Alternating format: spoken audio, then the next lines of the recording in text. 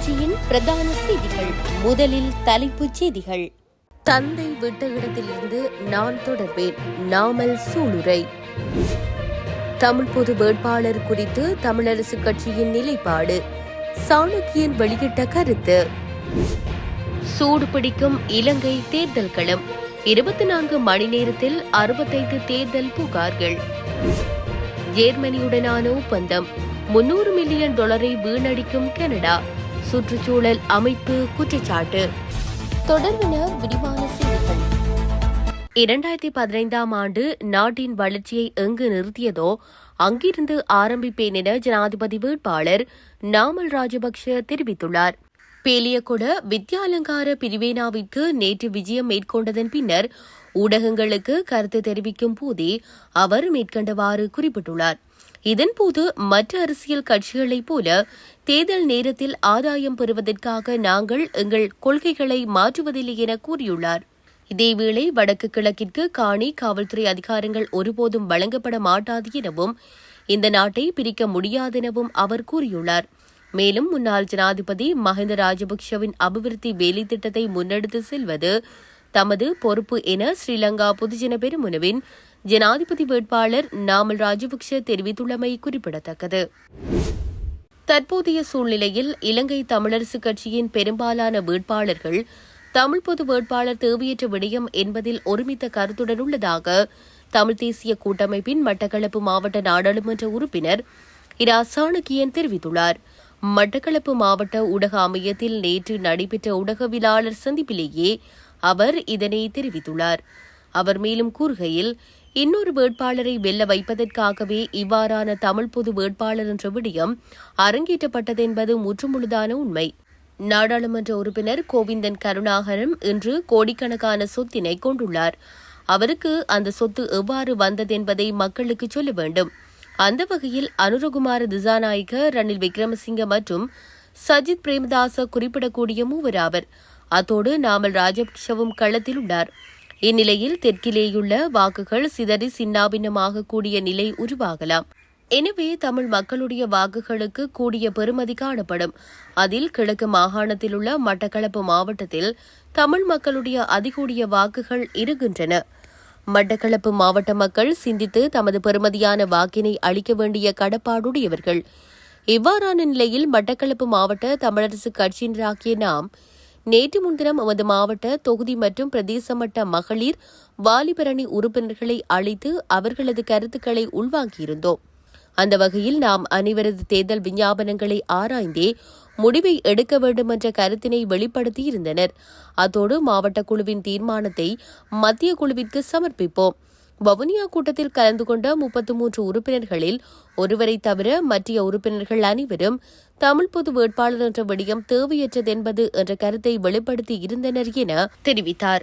இவ்வாறான நிலையில் கட்சி உறுப்பினர்கள் எந்தவொரு வேட்பாளரையும் ஆதரிக்கும் வகையில் கூட்டங்களில் கலந்து கொள்வதை தவிர்த்தல் வேண்டும். ஏனெனில் தமிழரசு கட்சியின் செயற்குழு உறுப்பினர் ஒருவர் ஜனாதிபதி தேர்தலில் போட்டியிடுவதால் கட்சி உறுப்பினர்களுக்கிடையே குழப்ப நிலை உருவாகலாம்.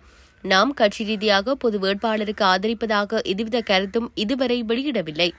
அவர் தனது விருப்பத்திற்கிணங்க சில கட்சிகளின் ஆதரவுடனே முன்னெடுக்கப்பட்ட விடயமாகும் என சாணக்கியன் மேலும் தெரிவித்துள்ளார். எதிர்வரும் ஜனாதிபதி தேர்தல் தொடர்பில் இலங்கை தேர்தல்கள் ஆணைக்குழுவிற்கு கிடைத்துள்ள முறைப்பாடுகள் மேலும் அதிகரித்துள்ளதாக தெரிவிக்கப்பட்டுள்ளது. 2024 ஜனாதிபதி தேர்தல் தொடர்பில் கடந்த 24 மணித்தியாலங்களில் மேலும் 65 முறைப்பாடுகள் கிடைக்கப்பெற்றுள்ளதாக தேர்தல்கள் ஆணைக்குழு தெரிவித்துள்ளது.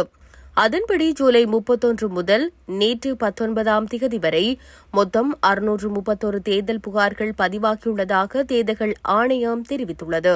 இதில் தேசிய தேர்தல் தொடர்பான புகார்கள் மேலாண்மை மையத்திற்கு 346 புகார்களும் மாவட்ட மையங்களுக்கு 285 புகார்களும் அடங்குவதாக தேர்தல்கள் ஆணையம் தெரிவித்துள்ளது.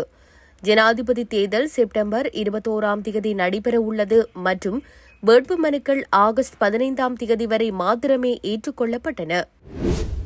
கனேடிய சுற்றுச்சூழல் அமைப்பு ஒன்று மத்திய அரசின் ஹைட்ரஜன் துறைக்கான புதிய நிதி செலவீனத்தை முற்றிலுமாக எதிர்த்து வருகிறது.